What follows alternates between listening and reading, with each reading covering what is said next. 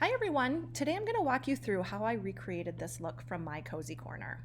If you're not following her, you absolutely should. Her home is beautiful and she shares a lot of really great, inspiring photos of her space.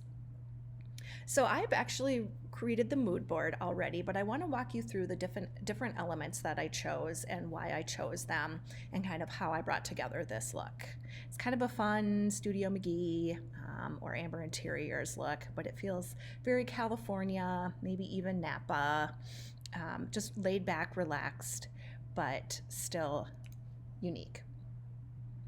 So first I'm going to start with the white sofa, and I think it's a pretty critical part to creating this look.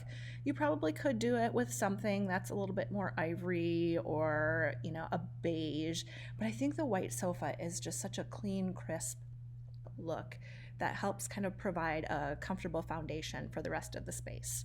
So here is the white sofa that I chose. Really cool. It is part of the Leanne Ford for Crate and Barrel line, but it's just so comfortable, relaxed, and laid back, but still, structured enough that it doesn't look like it's just a big frumpy pillow. Next, I'm going to move on to the rug.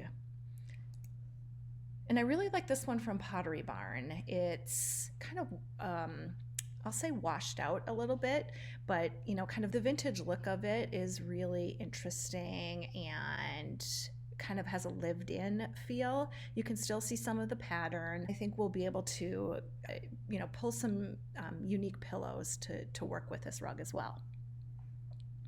So next I grabbed a black bookcase with glass doors, which is really neat for putting some different pieces in to highlight. You could even put books in here. This piece is really great. You can go to my like to know it for all of the sources, but this one I believe is around $300, which is awesome. And I really like this extra little bit of wood on top. I think it's going to play in with the rest of the neutrals in the space really well, which leads us next into the coffee table. I'm gonna bring up my cozy corner again. You see she's got these great wood pieces with the black metal, which I think is really fun. Every room should have some black in it. It provides such a great contrast and gives just kind of a little bit of framing. Think of it almost like eyeliner, if that's kind of strange, but it gives it a little bit of a pop.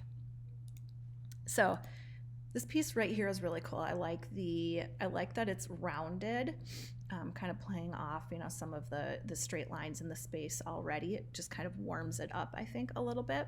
And these, the metal kind of circles down here, I think are really cool. Provide just a little bit of interesting detail that isn't, too traditional or ornate. Let's add in a little bit of art next. This piece is really great. It's very pretty. It brings in a little bit of blue to the space, which I like, in an otherwise kind of layered neutral room. It's nice and oversized.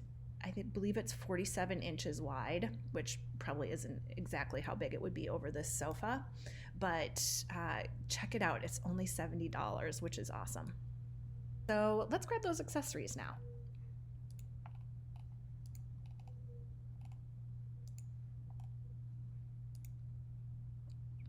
So we're pulling in sort of some concrete, some white, some black, some wood. Again, we're trying to kind of tie in all of these different pieces. So the wood, you kind of want to have a bunch of different layers of that. It does not have to be the exact same color of wood. So it's great that you can kind of, your eye wants to kind of bounce around the room and rest on the same pieces. So kind of spread them out a little bit. We've got some white and then again some black to kind of tie in with the bookcase and the coffee table. Again, giving it kind of a natural, rustic vibe. Definitely include plants. People always talk about, greenery and plants in terms of, fake or real, and real is always better. But if you're like me, I have two 2-year-old twins, and I can't blame it on them because I also cannot keep plants alive to save my life. So I actually have a Studio McGee from Target fiddle fig leaf tree, and it's fantastic. They're making them a little bit more realistic these days. So if you want to go faux, don't feel bad about it. Target, some other places have a lot of really great faux plants that are inexpensive. It's a great way to just kind of bring a little bit of life and warmth into a space. So all these pieces are really, really kind of fun. Be sure to vary the height and the shape, kind of gives it more of a collected look, which is awesome. Okay, let's move on to the pillows now for the final touches. So I found these both on Etsy. I really like the vintage style of pillows. I think they can often be hard to find at a reasonable price point. So definitely do check out Etsy for some of these kind of more unique, kind of vintage type pillows. So I really liked taking a little bit of more cool color and a little bit of a more warm color and blending them together. You see the rug is a little bit more cool. It's got cool and warm tones in it, so that's great to pull those both out in the pillow. And you see the pillow kind of works a little bit with the colors in the artwork and also the warmth of the wood in the wood pieces. So it's great to kind of do a little bit of a mix, especially when you have a different mix of pieces. And I think that really gives it kind of a more collected look. So hopefully you guys found this helpful. Thanks.